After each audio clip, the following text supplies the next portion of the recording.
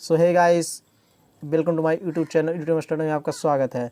जैसे कि हम लोग पिछले क्लास में अति लघुत्तरीय प्रश्न जैव प्रक्रम चैप्टर 1 बायोलॉजी का अति लघुत्तरीय प्रश्न को हल किए थे। ये देख रहे होंगे आप रेक्टम या मलाश से, ठीक है। तो लघुत्तरीय प्रश्न हम लोग देखते हैं आज बहुत ही जल्दी से और बहुत ही आसानी शब्द में। तो जीवों के लिए पोषण क्यों अनिवार्य है। अब आपसे हम पूछेंगे कि आपके लिए खाना क्यों ज़रूरी है, तो बोलिएगा ना सर हमको ऊर्जा चाहिए, ताकत चाहिए। तो उसी प्रकार यहाँ पे जीव है तो हम लोग समझते हैं। देखिए हम साइंस पढ़ाते नहीं, साइंस समझिए, ठीक है, साइंस रटिए नहीं। जीवों के संचालन यानी संचालन क्या क्या, वृद्धि टूट फूट को रोकने के लिए ऊर्जा की आवश्यकता होती है। ऊर्जा प्राप्त करने के लिए खाद्य पदार्थों की ज़रूरत होती है जो पोषण की क्रिया से प्राप्त करते हैं हम लोग, ठीक है। फटाफट याद हो गया होगा आपको। हम लोग सिंपल समझिए कि हम लोग क्यों खाते हैं, यही कारण है। सेकेंड नंबर देखिए, पोषण की परिभाषा लिखना है आपको। तो पोषण देखिए वैसी प्रक्रिया जिसके द्वारा सभी जीव अपने पोषण तत्वों के ग्रहण कर उसका उपयोग करते हैं, उसे पोषण कहते हैं, ठीक है। थर्ड नंबर देखेंगे, स्वपोषण में किन किन परिस्थितियों का होना आवश्यक है, इसके उपोत्पाद क्या है।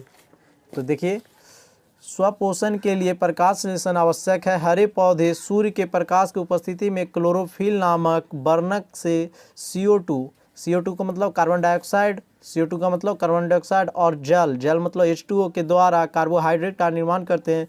इसी क्रिया में ऑक्सीजन गैस बाहर निकलती है। ये हमारा प्रकाश संश्लेषण के क्या हो गया, समीकरण हो गया। इसके लिए प्रकाश संश्लेषण समीकरण कब होता है, जब क्लोरोफिल हो, सूर्य का प्रकाश हो, जल हो, ठीक है। ये सब बहुत ही ज़रूरी होता है। फोर्थ नंबर है, पर पोषण से आप क्या समझते हैं। तो आइए हम लोग पर पोषण से समझ लेते हैं फटाफट। वे जीव जो अपना भोजन का निर्माण स्वयं न करके किसी दूसरे जीव पर निर्भर रहते हैं, उसे हम लोग पर पोषण कहते हैं। यानी अपना खाना खुद नहीं बनाता है, दूसरे पे निर्भर रहता है, ठीक है। अब देखिए 5 नंबर, मृतजीवी पोषण किसे कहते हैं। मृतजीवी, तो मृतजीवी का हम लोग जान लेते हैं। वे जीव जो अपना भोजन सड़े गले पेड़ पौधे तथा मृत अवशेष से ग्रहण करते हैं। मृत अवशेष यानी मरा हुआ, सड़ा गला हुआ, जिससे वो भोजन ग्रहण करेगा, उसे हम लोग मृतजीवी परपोषी कहते हैं। और 6 नंबर है, परजीवी पोषण क्या है। तो देखिए परजीवी पोषण क्या है। पोषण की वैसी प्रक्रिया जिसमें एक जीव दूसरे जीव से भोजन प्राप्त करते हैं, जिसमें प्रथम जीव को हानि होती है। देखिए हम लोग भी एक जीव हैं, हम लोग मुर्गा को खा लेते हैं तो उसको क्या होती है, प्रथम जीव को हानि होती है। उसी प्रकार परजीवी किसको कहेंगे, जो पोषण की वैसी प्रक्रिया जिसमें एक जीव दूसरे जीव से तो भोजन प्राप्त कर लेता है, लेकिन उसमें प्रथम जीव को क्या होता है, हानि होता है। जैसे सांप मेढक को खा जाता है, लेकिन मेढक के तो क्या हो गया, हानि हो गया। तो हमारा 6 नंबर तो हो गया। 7 देखिए, प्राणी सम पोषी जीव किसे कहते हैं। तो प्राणी सम पर पोषण क्या है। तो पोषण की वैसी प्रक्रिया जिसमें एक जीव दूसरे जीव से भोजन करते हैं तथा दोनों जीव लाभान्वित होते हैं।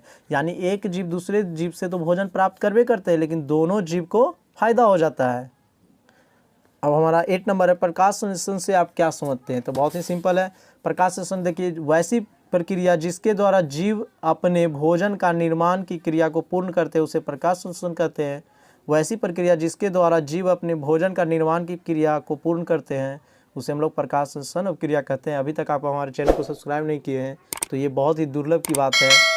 आप शिक्षित हैं, क्या बोले, सब्सक्राइब कर दीजिए फटाफट, दोस्तों के पास शेयर कर दें, क्योंकि आप सपोर्ट करते हैं तभी हम बहुत जल्द ही वीडियो ला पाते हैं।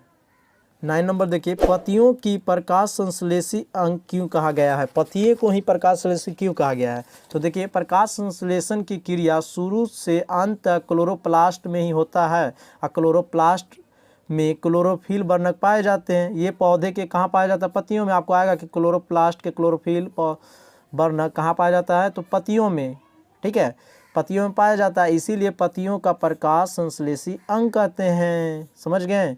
यानी इसको सिंपल भाषा में समझे तो पत्तियों कहीं क्यों क्या गया, क्लोरोफिल के कारण। क्लोरोप्लास्ट पाया जाता है कहाँ, क्लोरोफिल में, ठीक है, और ये पाया जाता है पत्तियों में।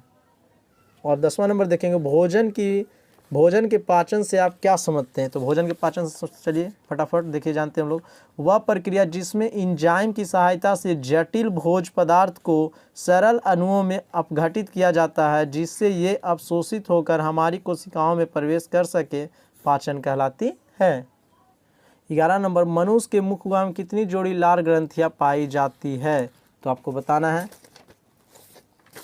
देखिए यहाँ पे मनुष्य के मुख गुहा में 3 जोड़ी लार ग्रंथि पाई जाती है। पहला है पैरोडिटी ग्रंथि, सेमेंडुअल ग्रंथि, सैबलिगुअल ग्रंथि। बोलिए तो एक बार मेरे साथ, पैरोडिट ग्रंथि, सेमेंडुअल ग्रंथि और सैबलिगुअल ग्रंथि। 12 नंबर है, मनुष्य में आमाशय कितने भागों में बांटा होता है, उनके नाम लिखना है। तो देखिए 3 भागों में बांटा गया है, कार्डिक, फुंडिक, पाइलोरिक। अब देखिए यहाँ पे जो कार्डिक होता है आमाशय के अग्रभाग को कहते हैं, फुंडिक है जो आमाशय के मध्य भाग को कहते हैं, और पाइलोरिक है जो आमाशय के पिछला भाग को कहते हैं। ऑब्जेक्टिव आपसे ऐसे पूछ सकता है कि आमाशय के अग्रभाग को क्या कहते हैं, तो कार्डिक। आमाशय के मध्य भाग को क्या कहते हैं, तो फुंडिक। आमाशय को पिछला भाग को क्या कहते हैं, पाइलोरिक। देखिए लास्ट नंबर, मनुष्य की छोटी आंत की लंबाई कितनी होती है? छोटी आंत के 3 भागों के नाम लिखे। यानी आपको यहाँ पे बता दिया है कि छोटी आंत को कितने भागों में बांटा गया है, 3 भाग में, और इसकी लंबाई कितनी होती है? तो देखिए मनुष्य में छोटी आंत की लंबाई लगभग 6 मीटर तथा चौड़ाई 2.5 सेंटीमीटर होती है। छोटी आंत को 3 भागों में बांटा गया है, ग्रहणी, जेजुनम, इलियम। इसी के साथ हमारा वीडियो समाप्त हुआ। दीर्घ उत्तरीय प्रश्न बहुत ही जल्दी आएंगे। यदि अगर आप इस वीडियो को अच्छा प्यार देते हैं, मात्र 50 लाइक के टारगेट रखते हैं। आशा करते हैं कि आप इसको ज़रूर पूरा कीजिएगा और दोस्तों के पास शेयर करें। जय हिंद, जय भारत।